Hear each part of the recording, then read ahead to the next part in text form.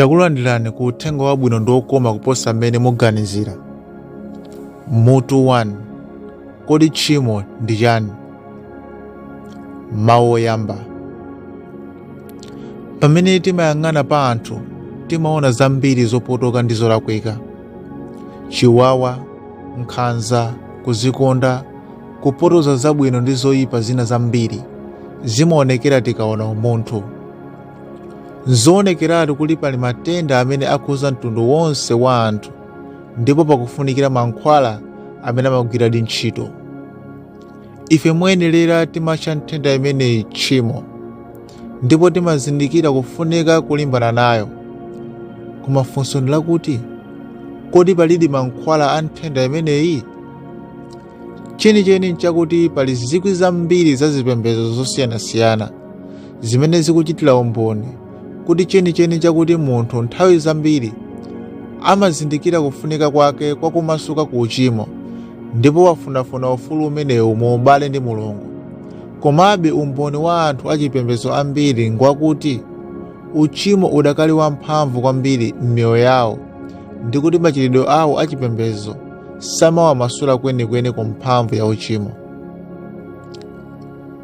Uchimo ndi vuto chifukwa umayambisa matenda ambiri, kuzunzika kosaneneka ndi imfa. Koma pali vuto lalikulu lobwera chifukwa cha uchimo. Tchimo limatilekanisa ndi Mulungu ndi kutiyika pamalo opanda chiyembekezo cha mawa. Mulungu amalonjeza moyo wosatha, koma kwa okhawo amene ali omasuka ku uchimo, ndipo ichi ndi chifukwa chachikulu chimene kuli kofunikira kwambiri kuti pulumukemo kotheratu. M'buku la Heberi mu chapter 12 verse 14, Paulo akuti, Satani mtendere ndi anthu onse ndi chiyereso chimene popanda ichi palibe munthu azaona Ambuye. Ahebri 12 verse 14. Mipingo ya Chikhristu yonse imadziwa kuti Mulungu ndi olungama, ndi oyera, ndipo khalidwe lake limatsutsana ndi uchimo. Ngakhale sitinawerengepo zimene Baibulo limanena pa nkhani imeneyi, timadziwa mwachibadwa kuti tione Mulungu tiyenera kukhala olungama, ndipo kuyambira pachiyambi cha nthawi kufufuza kwa anthu kwakhala kuti tipeze chilungamo chimene chimamuyenereza munthu kukhala ndi moyo osatha muchiyanjo ndi Mulungu. Kuyesesa kuyamba komvetsa chisoni kunali kochitidwa ndi Adamu ndi Hava, pamene anazindikira kuti uchimo unawapangisa kukhala osayenera kuonekera pamaso pa Mulungu. Baibulo limati iwo anasuka masamba amkuyu pamodzi, mwakuvala zovala zopangidwa ndi masamba, anayesera kuzipanga kukhala oyenera kukhala pa ubwenzi ndi Mulungu. Zoonadi, Mulungu atangoonekera adadziwa kuti sikunali kukwanira, ndipo adathawa kukabisira pamaso pake njira zofunafuna. Kuyambira nthawi imeneyo anthu ayesesa njira zambiri kuthawa banga la uchimo ndi kupeza chilungamo. Kalelo m'zaka zapakati panali monk wa Chitolika dzina lake Simeon. Pofuna chilungamo, Simeon anakwera pa mtengo nakhala komweko zaka 30 kuza zisanu ndi ziwiri. Poyamba mlongoto wake unali wautali wa mamita 3, kenako anasumukira ku utali wa mamita 6, kenako mamita 11, ndipo pomalizira pake mamita 20 mulitali, pamene ankayesera kuthawa khamu la anthu limene linabwera kuzamuona. Iye anakhalabe m'menemo kudutsa zuwa, mvula ndi matalala. Chakudya chimaperekedwa kwa iye. Izi ndi zomwe mbiri yakale imalemba za munthu uyu. Simeon wa Starlight adakhala zaka 32 za moyo wake atayimirira pa chipilala. Anadya pang'ono monga momwe akanathera, ndipo anayesesa kuti asakhale pansi kapena kugona. Anazimangirira yekha ku mtengo okhazikika pamwamba pa chipilala chake kuti agone tulo tulunjika, pamene nthawi zofewa amagona atasamira. Chotchinga chomwe chinamulepheretsanso kunali kuopa mphepo ya mkuntho. Analibe denga, ndipo analibe makoma padera ndi khwalala lotsekuka.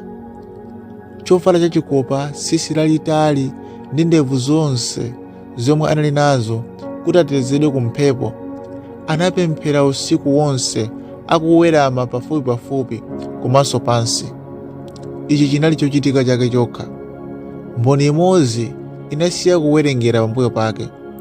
Munthu ameneyi anakhulupirira kuti kuzizunza kwakukulu pamenenso kuzakhala ukulu wake wachilungamo ndi chivomerezo chake pamaso pa Mulungu. Chingwe chinamangidwa molimba kwambiri m'thupi mwake, moti chinkalowa m'thupi mwake nkulowa mozungulira ndi kuyamba kutulutsa nyongolosi zimene zimachokera m'zilonda zake. Kwa chaka chimene iye anayima ndi phazi limodzi, iye analowa m'malo ndi mphusi zimene zinagwa m'zilonda zake, nkunena kuti idyani chimene Mulungu wakupasani. The Other Side of Rome, lolembedwa ndi John B. Wilder, page 660. Munthu wachilendo ndi osokeretsedwa ameneyo anapasidwa dzina lakuti woyera mtima, ndipo lero lino amadziwika kuti St. Simeon wa Stylite. Kodi mwamunayo ankafuna chiyani pamene ankazichitira nkhanza motere? Amafunafuna njira yopulumukira ku uchimo, kuyeretsedwa kwa moyo, chilungamo ndi njira yokondweretsa Mulungu. Nanga anapindula chiyani? Palibe. Sizinamupangitse iye digiri imodzi kukhala olungama m'chipembedzo chilichonse pa dziko lapansili. Anthu akufunafuna njira yopezera chilungamo, njira yopezera chiyanjo cha Mulungu ndi moyo osatha. M'zipembedzo zina timaona amuna atagona pa mabedi amisomali akumazunza matupi awo kuti ayeretse miyoyo yawo, ndipo timadabwa kuti anthu angasokere bwanji chonchi. Koma kodi zimenezi nzosiyana kwambiri ndi zimene anthu ambiri ozitcha Khristu amachitira? Kwa ambiri a ife, ngakhale zinthu zimene timadya zimakhala mbali yakufunafuna chilungamo. Timavala moyenera, timadya moyenera, komanso timamvera malamulo a mpingo mosamala kuti tikhale olungama, kuti Mulungu akondwere nafe ndi kutipasa madalitso ake. Nkutheka kuti kuchita zina mwa zinthu zimenezi kungakhale kopindulitsa. Koma kodi imeneyi ndiyo njira yopulumukira ku uchimo? Vuto la uchimo silingathe kuthesedwa bwino pokapoka titamvetsetsa bwino lomwe kuti tchimo ndi chiyani. Munthu wina wanzeru nthawi ina anati, pali 1,000 ambiri akuthyola nthambi za mtengo wa uchimo, koma ndi ochepa okha amene akuwononga muzuwo. Izi ndi zoona. Unyinji wa zipembedzo za dziko lapansi umatengera tchimo njira yolakwika, chifukwa sadziwa chomwe tchimo lili. Chofunikira choyamba ndi kumvetsetsa chikhalidwe cha uchimo. Tikamvetsetsa tchimo limatithandiza kuona zimene tikulimbana nazo ndi kumvetsetsa bwino zimene zikufunikira kuti tithetse vutolo. Mutu osatira tikambirana funso lofunika kwambiri loti tchimo n'chiyani. Tikamvetsetsa choonadi choyambirira ichi, tizakhala okonzeka kuyamikira ndi kutenga yankho lodabwitsa la vuto la uchimo loperekedwa m'Malemba. Mutu 1. Kodi tchimo ndi chani? Kodi tchimo ndi chiyani? Zafunseni funso ili, ndipo Akhristu ambiri azakutengani nthawi yomweyo ku 1 Yohane 3 verse 4. Yense wakuchita tchimo aphwanyanso lamulo, pakuti tchimo ndilo kulakwira kwa lamulo. 1 Yohane 3 verse 4. Apa kunena momveka bwino kuti tchimo ndi kuphwanya lamulo. Malinga ndi tanthauzo limeneli, kuti munthu achite tchimo ayenera kuswa lamulo. Zoonadi, palibe amene angakane kuti vesi limeneli limafotokoza bwino za uchimo. Kuvomereza 1 Yohane 3 verse 4 kumatithandiza kukhala ndi chidziwitso cha mtundu wa makhalidwe omwe ndi osavomerezeka kwa Mulungu. Komabe, tiye tizindikire kuti izi sindizo zonse zimene Baibulo limanena zokhuza uchimo. Uku sikuli kumvetsetsa kokhako kwa uchimo kumene timapeza m'mawu a Mulungu. Titavomereza kuti ndime iyi ndi tanthauzo la uchimo, tikadayenera kunena nthawi yomweyo kuti kukhalapo kwa uchimo kumadalira zochita zathu zokha. Tikatero tiyenera kukhulupirira kuti uchimo umangokhala pa khalidwe lathu. Koma pali malo ambiri m'Baibulo amene amatiphunzitsa kuti pali zambiri kuposa kuchita zolakwika. Kupyolola zintchito zolakwika. Tchimo limachita mozama kuposa zinthu zomwe timachita. Pala Khristu ena amene amawumirira kuti munthu sachimwa kufikira ataswa lamulo. Choncho munthu sangakhale wochimwa pokapoka ngati ali wophwanya malamulo. Anthuwa amaoneka kuti amakhulupirira kuti munthu athetse vuto la uchimo angangofunika kuyamba kusunga malamulo. Koma aliyense amene aliwona mtima amadziwa kuti njira imeneyi siyogwira ntchito. Mu Marko 7:18 kulekera 23, Yesu ananena mawu ochititsa chidwi, ndipo ananena nawo, motero inunso opanda nzeru, kodi simuzindikira kuti kanthu kalikonse kakuchokera kunja kalowa mwa munthu sikangathe kumuyipitsa? Chifukwa sichilowa mu mtima mwake koma m'mimba mwake, ndipo katuluka kuthengo nayeretsa zakudya zonse. Ndipo anati, chotuluka mwa munthu ndicho chiyipitsa munthu, pakuti mkati mwa mitima ya anthu mumatuluka maganizo oyipa, zachigololo, zachiwerewere, zakupha, kusilira, kuyipa, kunyenga, zonyansa, diso loyipa, mwano, kuzikuza. Zoyipa zonsezi zimachokera mkati ndipo zimayipitsa munthu. Marko 7:18 kulekera 23. Verse 21 mpaka 22 ndi osangalatsa kwambiri. Apa Yesu akutiuza kuti uchimo umayamba kuchokera kwina kwake, mkati mwathu. Tisanachite chinthu choyamba tiyenera kuganizira. Zoonadi tili ndi zomwe zimatchedwa reflex actions, zomwe sitikuganizira mozama, koma ndi malamulo awa amachokerabe mu ubongo, ndipo amachokera ku mitundu ya zolowezi kapena chibadwa chomwe chimakhala m'matupi athu. Kodi ngati tipezadi dzanja lathu likuchimwisa, kodi kudzatithandiza ngati tadula dzanja lathu? Inde sichoncho. Tidzakhalabe ndi maganizo ochimwa m'maganizo mwathu. Choncho tsopano tikuona kuti zochita zathu si vuto ndi maganizo amene amatulutsa zochita. Tsopano funso lina likubuka, ndi chiyani chomwe chimapangitsa malingaliro kulemedwa ndi uchimo? Vuto lenileni. Ngati ndingathe kuziphunzitsa ndekha polangiza maganizo anga, kusinkhasinkha masewera akalati ndi zina zotero, kodi ndingathe kugonjetsa uchimo? Taonani zimene Yesu ananena mu verse 21. M'mitima ya anthu mutuluka maganizo oyipa. Nzoona kuti zochita zimachokera m'maganizo, kwa maganizo enieniwo amachokera kwina kwake, amachoka mu mtima. Mtima umalotsera ku malingaliro, osati malingaliro ozindikira, koma malingaliro osazindikira, omwe nthawi zina timawatcha chilengedwe. Tikaganizira zimenezi zimaonekeratu kuti muzu wa uchimo si zimene timachita kapena zimene timaganiza. Vuto ndi mtundu wa mtima kapena chilengedwe chomwe tili nacho. Awa ndi maziko wa vuto lathu lenileni la uchimo. Onse awiri, Yesu ndi Paulo, anayesa kutipangitsa ife kumvetsa kuti vuto lathu limalowa mkati mwa umunthu wathu. Kugogomezera kwake kwa chidziwikire. Pa Yohane 8:31 kulekera 34 timawerenga kuti, pomwepo Yesu anati kwa Ayuda aja anakhulupirira iye, ngati mukhala inu m'mawu anga, muli akuphunzira anga ndithu, ndipo mudzazindikira choonadi, ndipo choonadi chidzakumasulani. Adayankha iye, ndife mbewu ya Abrahamu, ndipo sitinakhala akapolo a munthu nthawi iliyonse. Munena bwanji mudzamasulidwa? Yesu anayankha iwo, indetu ndinena kwa inu, aliyense ochita tchimo ali kapolo wa uchimo. Yohane 8:31-34. Mbuye wa kapolo. Yesu ananena kuti wachimwa ndiwe kapolo wa uchimo. Ngati ndi choncho, ndiye mbuye wanu ndani? Yesu ananena kuti tchimo ndi mbuye wako, inu ndinu kapolo wa uchimo. Ayuda ndithudi ankaganiza kuti iye akulankhula za ukapolo wakuthupi. Iwo adati, ife ndife ana a Abrahamu ndipo sindali akapolo a munthu aliyense. Koma Yesu ananena kuti ngati wachimwa, wina wake ndi mbuye wako, ndipo anamutcha mbuyeyo kuti tchimo. Apa tikuona kuti ndime imeneyi mawu akuti tchimo sakutanthauza kuphwanya lamulo.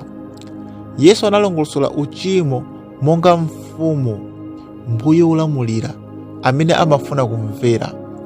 Liwu lakuti mtumiki kwenikweni limachokera ku liwu la Chigiriki lakuti doulos, limene kwenikweni limatanthauza kapolo.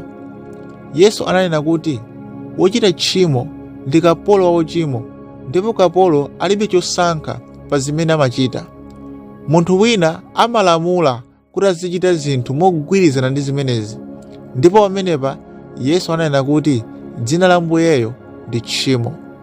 Tikapita ku Aroma chapter 7 timapeza kuti Paulo akugwirizana kwambiri ndi Yesu. Mu verse 14 ndi 17 timawerenga kuti pakuti tidziwa kuti chilamulo chili cha uzimu, koma ine ndili wathupi wogulitsidwa pansi pa uchimo. Pakuti chimene ndichita sindichidziwa, pakuti chimene ndifuna sindichita, koma chimene ndidana nacho chimenecho ndichita. Ngati tsono ndichita chimene sindifuna, ndivomerezana nacho chilamulo kuti chili chabwino.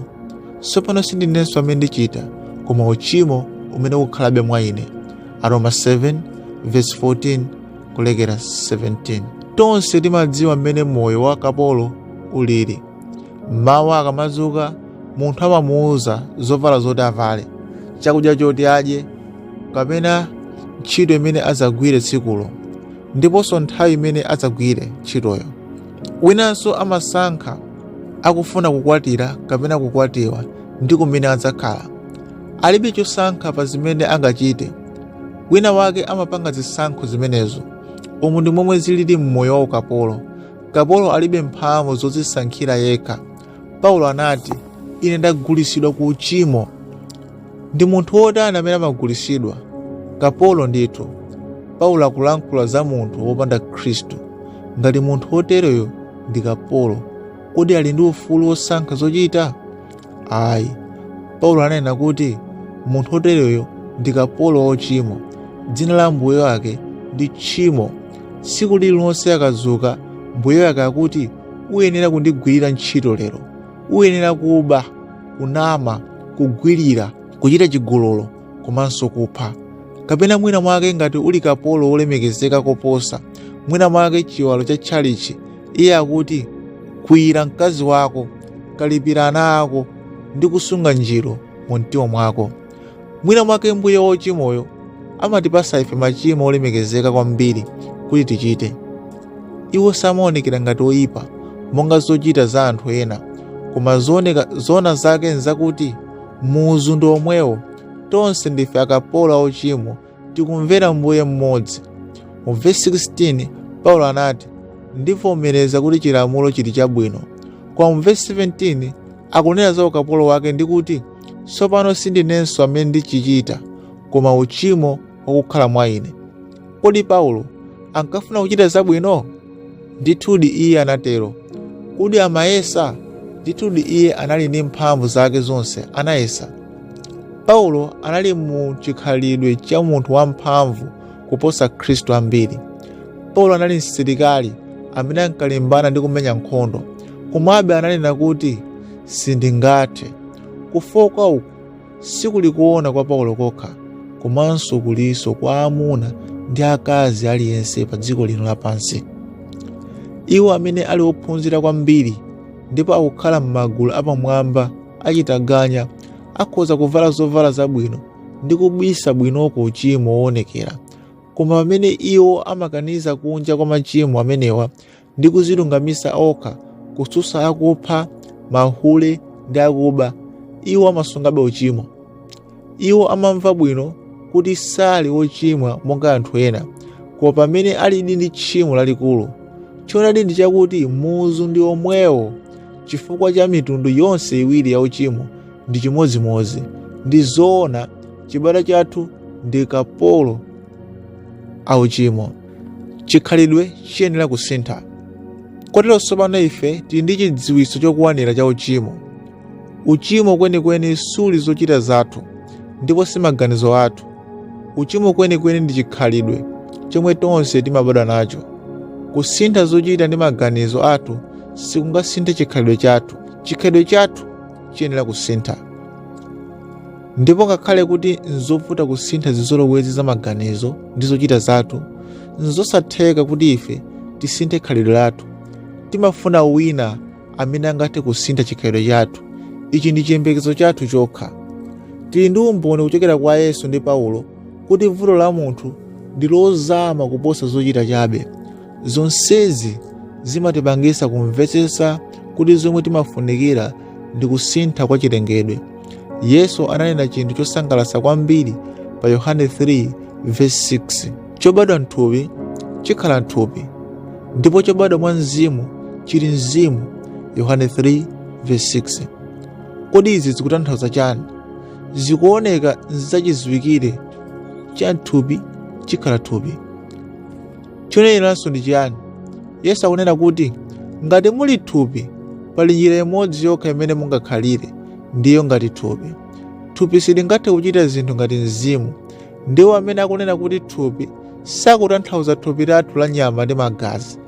Amatanthauza chibadwa chathu cha uchimo, kapena maganizo athu oyipisidwa mwachibadwa. Thupi mwachibadwa ndi la thupi, mzimu ndi olungama mwachibadwa, osati kuchokera kunja. Mlaliki wa Chingerezi Charles Spurgeon anapereka fanizo limene limafotokoza bwino vutoli. Nkhumba mwachibadwa zimakonda kugubuduzika m'matope. Ndikuganiza kuti nkhumba iliyonse imakonda kuchita zimenezi. Ngakhale nkhumba zina zitamasungidwa nkhola kuyambira pamene zinabadwa, ndipo zasungidwa moteromo moyo wawo wonse.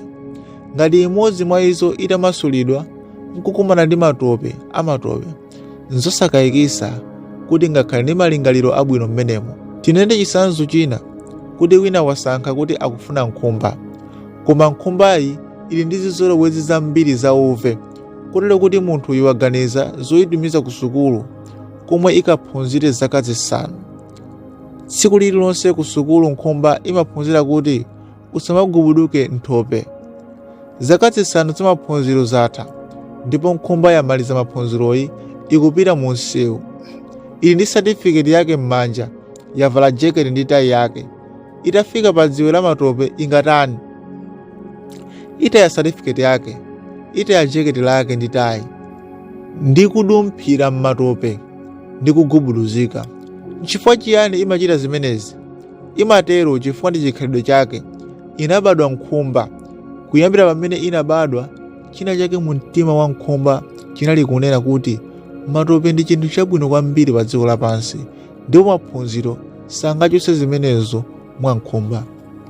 Anthu onse amabadwa ndi uchimo, ndipo mosasamala kanthu kuti tiziphunzitsa motani muzu makhalapobe. Chimene chili thupi ndi thupi. Tingaphunzitse mwamuna kusaba, kupsa mtima, kusama mowa, koma chiphunzitso choterocho nchosemphana ndi chibadwa chake. Pamene palibe amene akumuyang'ana, mwamunayo azamwa, azapsa mtima kapenanso kuba. Komanso amachitira chikhalidwe chake chifukwa cha chikhalidwe cha munthu sichisinthidwa ndi maphunziro. Ngati pangakhale kusintha kwenikweni kulikonse, tiyenera kulowa mwakuya. Tiye tikambiranenso za nkhumba yophunzira. Maphunziro sanayithandize, koma mwina mwachozizwitso wa cha sayansi yamakono wina atapeza momwe angapangire ubongo, choncho atenge ubongo wa mphaka nkuyika m'mutu mwa nkhumbayi. Kodi mphaka amagwirizana bwanji ndi matope? Kodi munamuonapo wina akugubuduzika m'matope? Ndiye naye nkhumba ili ndi ubongo wa mphaka, ndipo ikuyendanso mu msewu. Ikuoneka ngati nkhumba ndipo ikuyenda ngati nkhumba, koma tsopano ikubwera ku matope. Ndipo ichita chiyani? Iyo iyenda kutali momwe ingathere. Nchifukwa chiyani ingamachite zimenezi? Nchifukwa chakuti ili ndi maganizo atsopano, chikhalidwe chatsopano. Palibe amene ayenera kuyiuza nkhumba kuti musatero, sinaphunzire, koma ili ndi malingaliro atsopano. Mu mphindi imodzi zonse zakwaniritsidwa zomwe zaka 5 za maphunziro sakanakhoza kuzikwaniritsa. Fanizoli limatithandiza kuziwa vuto lathu, komanso mmene tiyenera kulimbana nalo. Kuwala ndi mdima. Ndipo uwu ndi uthenga tidawumva kwa iye ndipo tiwulalikira kwa inu, kuti Mulungu ndiye kuwunika, ndipo mwa iye mulibe mdima konse. 1 Yohane 1:5. Pano ndi malo ena angapo mu pangano chatsopano Mulungu akufanizidwa ndi kuwala. Pali phunziro limene tingaphunzirepo pamenepa. Chochititsa chidwi nchakuti kuti titanthauze mawu akuti mdima tiyenera kugwiritsa ntchito mawu akuti kuwunika. N'chifukwa chiyani tikufunikira liwu lakuti kuwunika kuti lifotokoze mdima? Kodi timafunikira mawu akuti mdima kuti afotokoze kuwala? Ayi. Chifukwa cha izi ndi kuti kuwala ndi chinthu chenicheni, kumapangidwa ndi mphamvu za magesi. Asayansi samamvetsetsa zomwe zili, koma amadziwa kuti ndi zenizeni. Koma kodi mdima nchiyani? Mdima ndi kusapezeka kwa chinthu, si chinthu mwacho chokha. Mdima ndi chikhalidwe chomwe kuwala kulibe, ndipo kuyenera kufotokozedwa molingana ndi kuwala komwe kulibe. Tikhoza kumvetsetsa mdima powugwirizanitsa ndi kuwala. Tikamvetsetsa choonadi ichi, timakhala ndi maziko abwino omvetsetsa chikhalidwe chenicheni cha uchimo. Baibulo limatiwuza kuti Mulungu yekha ndiye wabwino, Mateyu 19:17. Zimenezi zikutanthauza kuti palibe malo amene ubwino weniweni ungapezeke pokhapokha ngati kuli Mulungu. Koma tiyerekeze kuti palibe ubwino, ulipo ndi chiyani chomwe chasalira? Zoyipa zisalira. Kumene kuli ubwino, zoyipa sizingakhalepo. Koma zabwino zikangochoka, nthawi yomweyo zonse zomwe zilipo ndi zoyipa. Choncho tingamvetse chifukwa chake Mulungu akutchedwa kuwunika. Pamene mzimu wa Mulungu ulipo ndipo Mulungu akulamulira, uchimo sungakhalepo. Ndi kokha pamene mzimu wa Mulungu wachotsedwa, pamene Mulungu sakulamulira, pamene uchimo ungaonekere. Tchimo kwenikweni ndi chikhalidwe chimene chimadza ndi kusakhalapo kwa Mulungu. Ndi mbali ina ija yomwe imazionetsera yokha pamene kupezeka kwa Mulungu kwachotsedwa. Ichi ndi chifukwa chake anthu ali oyipa mwachibadwa. Timabadwa wopanda mzimu wa Mulungu. Pamene timvetsetsa izi, tikhoza kuona funso lathu lenileni, si momwe tingachotsere choyipa, koma momwe tingapezere chilungamo. Sitingathe kuchotsa uchimo kapena mdima powuwukira. Zilibe zenizeni mwa izo zokha. Sitingathe kuchigwira kuti tichotse. Ayi. Chimene tiyenera kuchita ndi kulola Mulungu kuyasa kuoneka. Tiyenera kupeza chilungamo chake. Tikalandira chilungamo, uchimo uzatha. Chiyambi cha tchimo. Mu Ezekiel 28 timapezamo kufotokoza momwe uchimo unalowera mchilengedwe chonse. Apa tikuona kufotokozera kwa Satana, yemwe akuyimiridwa ngati mfumu ya tulo. Obadwa ndi munthu iwe, imba nyimbo ya maliro mfumu ya tulo, nunene nayo, atero Ambuye Yehova, okomera muyeso ndi chizindikiro, wozala ndi nzeru ndi wangwiro nkukongola. Unali m'Edeni, munda wa Mulungu. Mwala uliwonse wa mtengo wapatali unali chophimba chako: sadio, topazi, diamond, belulo, onyx, yasipi, safiro, emerald, kaloboli ndi golide. Mwa iwe tsiku lija unalengedwa. Ezekiel 28:12-13. Lucifera anali ndi chiwerengero chonse cha ungwiro wakukongola ndi nzeru zazikulu. Iye analengedwa ndi kupasidwa chidziwitso chochuluka kuposa cholengedwa china chilichonse, ndipo analibe kupanda ungwiro kwa thupi. Nkhaniyi imati anakutidwa ndi miyala ya mtengo wapatali. Iye anali munthu wangwiro kwambiri amene Mulungu analenga. Anali ndi nzeru zazikulu, chidziwitso chambiri, kumvetsetsa kwakukulu ndi kukongola kwa ngwiro. Anakhala m'malo opanda uchimo, sanachokere kuzovuta. Ubwino uliwonse umene ukanaperekedwa unali wake. Verse 15 limanena kuti iye anali wangwiro njira zake zonse. Unali wangwiro njira zako kuyambira tsiku lija unalengedwa mpaka kusaweruzika kunapezeka mwa iwe. Ezekiel verse 15. Chilichonse chimene iye ankachita chinali changwiro nthawi zonse, koma linafika tsiku limene kusayeruzika kunapezedwa mwa iye. Njira zake sizinasinthe mpaka kusayeruzika kudayamba mwa iye. Mwa iye ndi mmene mavuto onse anayambira. Sizinayambe ndi zochita zoyipa, zinayamba poyamba mkati mu mtima mwake. Lusifala analengedwa wangwiro, sikophweka kumvetsetsa momwe uchimo unachitikira mwa iye, ndipo ndi zoona kuti sipangakhale chowiringula cha uchimo.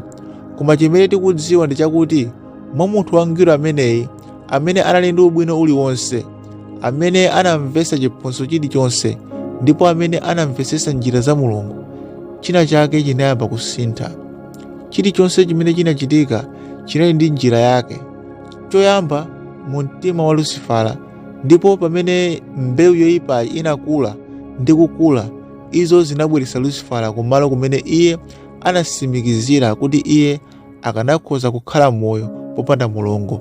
Yesaya 14 verse 12 ndi 14 akuti, wagwa bwanji kuchokera kumwamba, o Lusifala, mwana wa m'bandakucha, wagwesedwa bwanji pansi, amene unafowokesa mitundu, pakuti iwe unati mtima mwako, ndizakwera kumwamba, ndidzakwezera mpando wanga wachifumu pamwamba pa nyenyezi za Mulungu, ndidzakwera pamwamba pa mitambo, ndidzakhala ngati wamwambamwamba. Yesaya 14 verse 12 ndi 14.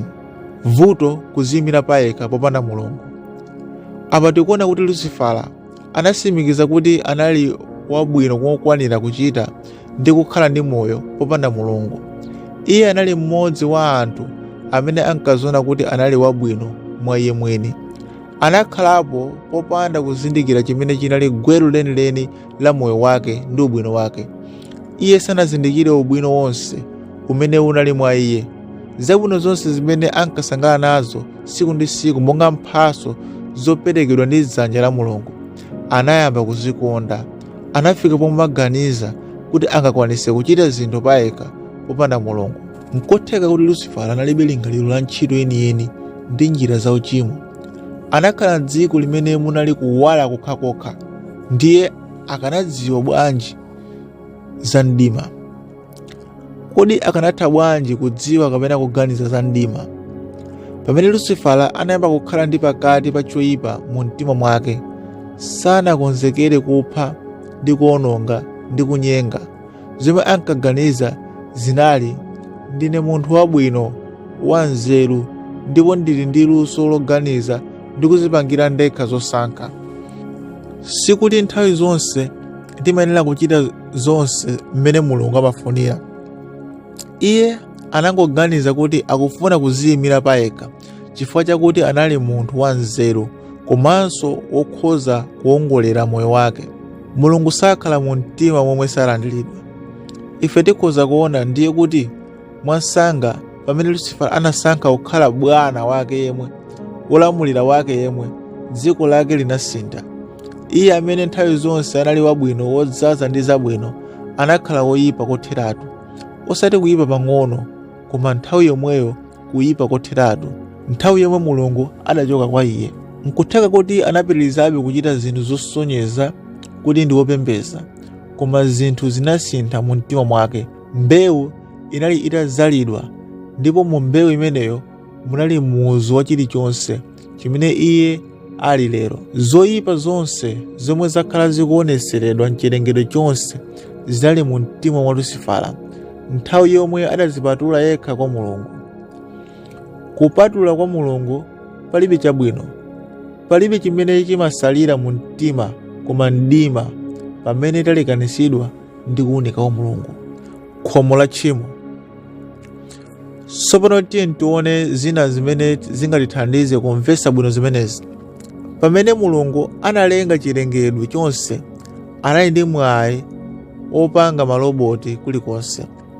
Pamenepa ndikutanthauza kuti akanatha kulenga zolengedwa zonse zinalibe chosankha, zolengedwa zomwe zimangochita zomwe iye amafuna, komanso zomwe sizikanatha kuganiza zakuchita mwa njira ina. Akanatha kulenga maloboti kapena akanatha kulenga zolengedwa zomwe zimatha kusankha mwaufulu, ndi kuganiza mwamasuka.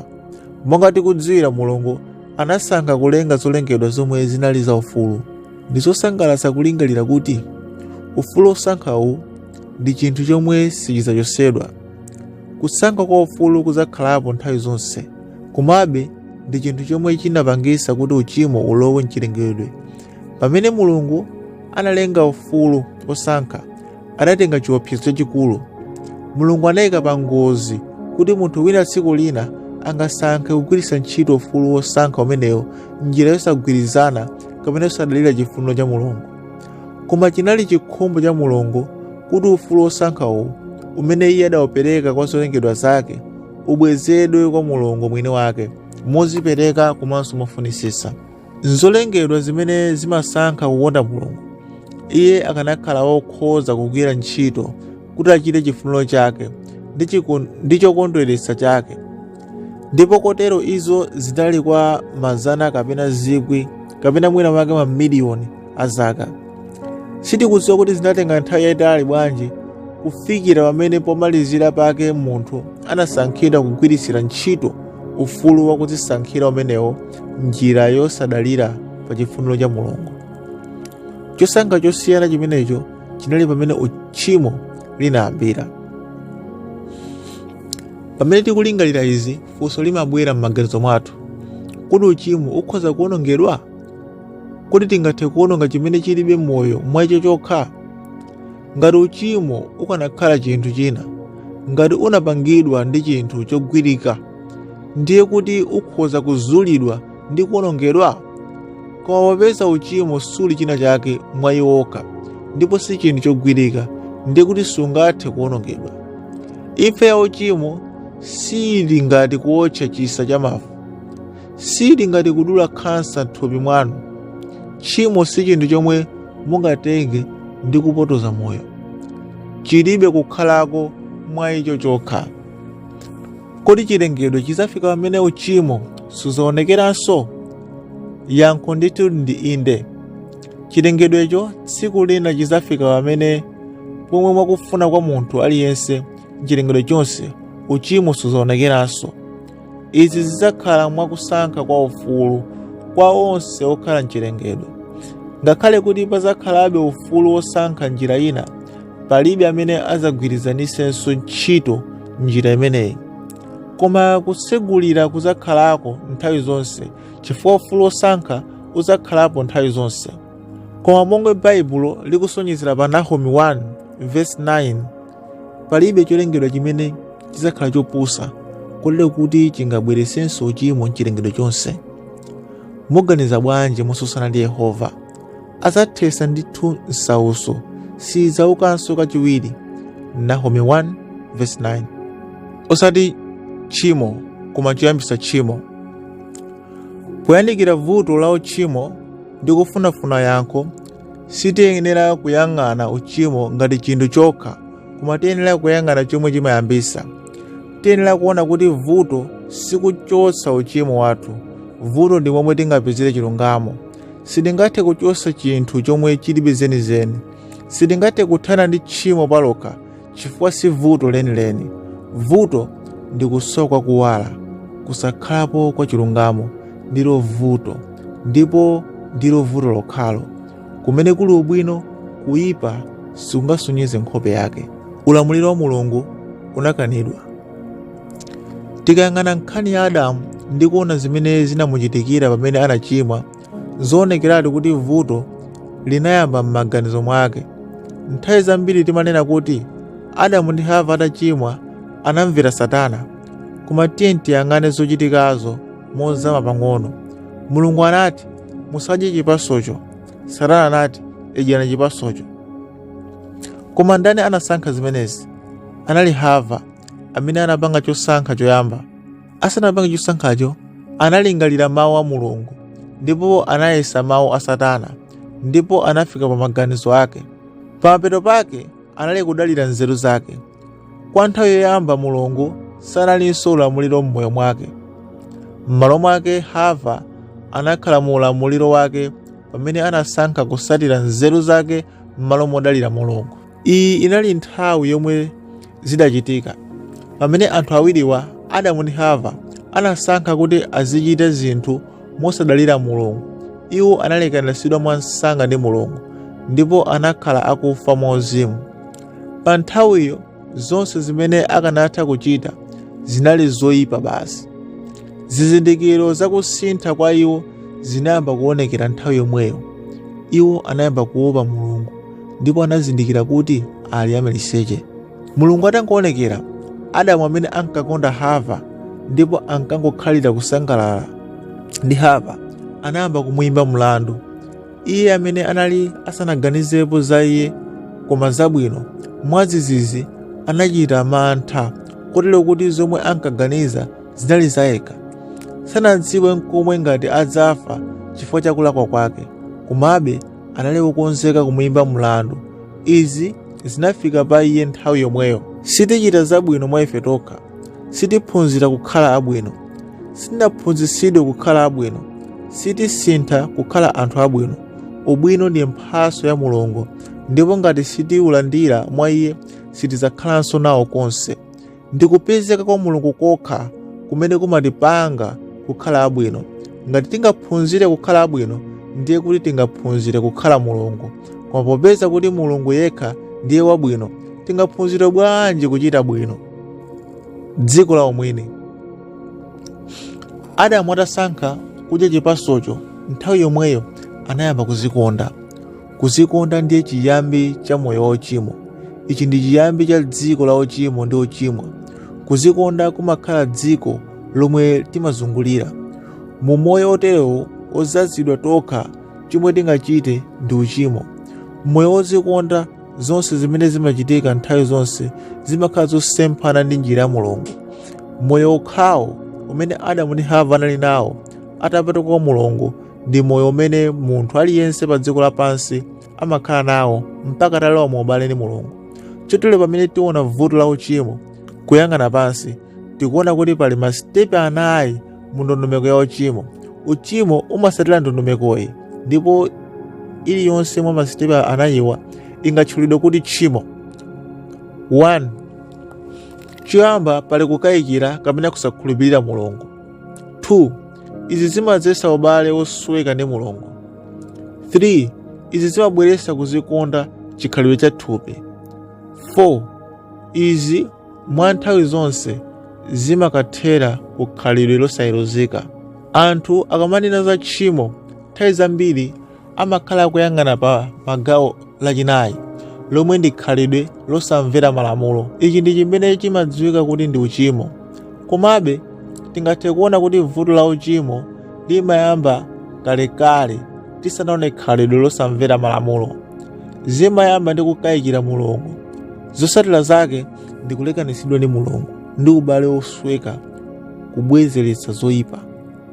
Chotero ngati tchimo liyenera kuthesedwa, tiyenera kuyang'ana pa muzu, chiyambi pamene chinayambira. Kuyamba ndi khalidwe ndi kupusa, ndipo tikhoza kuona kuti njira yotereyi singathe kuthetsa vutoli. Zochita kapena chilengedwe. Pali anthu ambiri amene amaganiza za moyo wolungama molingana ndi malamulo khumi. Mwamuna amakhala Mkhristu ndipo amaganiza kuti popeza tsopano ndine Mkhristu ndiyenera kuyamba kupita ku tchalichi, ndiyenera kusiya kusuta, kusiya kumwa mowa, kunena maboza ndi kusiya kuchita chigololo kapena dama monga mmene iyeyo angakhalire. Koma muchina chilichonse mmoyo wake, malinga ndi momwe amagwiritsira ntchito ndalama zake, amakhala mtsogoleri woyamba. Ndalama zanga, galimoto yanga, nyumba yanga, zinthu izi ndi zanga. Ine ndikusunga malamulo, Mulungu akutenga gawo lake. Umo ndi momwe moyo wolungama umaonekera kwa anthu ambiri, koma ili ndi lingaliro lolakwika. Chilungamo sichingangokhala pakuchita ntchito zabwino zokha. Mu moyo wolungama sizochita zokha zomwe zili zofunika, koma ndi kusintha konse kumwe kumakhuza moyo wonse wa munthu wonse. Sikuti ndi momwe timamveserera lamulo kapena ndi zonse zomwe zimakhuzidwa ndi moyo wathu. Timasankha kukhala kwathunthu chuma cha Mulungu. Tikakhala olungama moona, timakhala kwa Mulungu kwathunthu, monga kunena za Khristu mwa Roma 6:10, pakuti mwakufa kumene iye anafa anafa ku uchimo kamodzi. Moyo omwe tikuyenera kukhala nawo ndi moyo wokwisidwa wa Khristu, ndipo moyowo umaphatikiza zambiri kuposa kusunga malamulo monga momwe zimamvekera. Zimatengera chilichonse, chakudya chomwe ndimadya, maonekedwe asisi omwe ndimavala, momwe ndimachitira ndi anzanga, zokambirana zomwe ndimakhala popanda ziseko. Zimatengera chilichonse chifukwa moyo wanga ndikukhala moyo wa Khristu.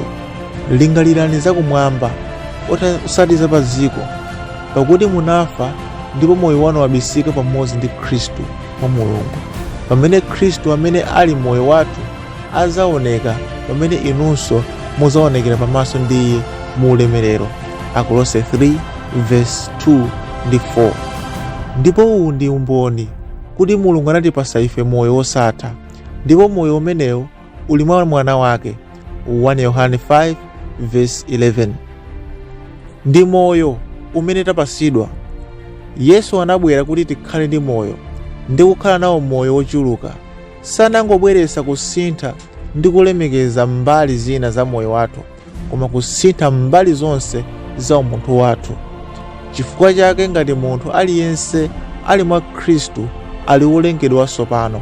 Zinthu zakale zapita, taonani zakhala zatsopano. 2 Korinto 5:17. Ndicho chimene Mulungu chimatanthauza kukhala ndi chilungamo cha Khristu, ndipo izi ndi zimene Mulungu akufuna kutipatsa.